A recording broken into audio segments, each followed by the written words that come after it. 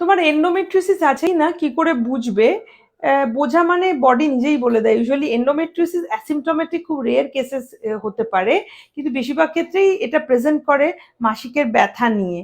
তো মাসিকে যদি ব্যথা হয়, সেজন্য আমি সবসময় বলি ইগনোর করবে না, অ্যাটলিস্ট গাইনোকোলজিস্টকে দেখাও, কিছু বেসিক ইনভেস্টিগেশন আল্ট্রাসাউন্ড করে দেখা উচিত।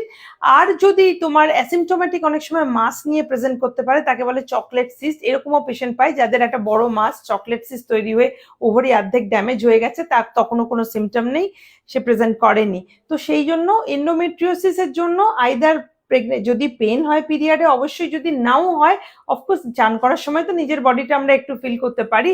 তো যদি একটা মাস কিছু বাড়ে পেটে, যদি পেটটা ভার ভার লাগে, বড় লাগে, এটা ইগনোর করবে না, ও আমি বোধহয় মোটা হয়ে গেছি তাই বড় হয়েছে, এরকম হয় না।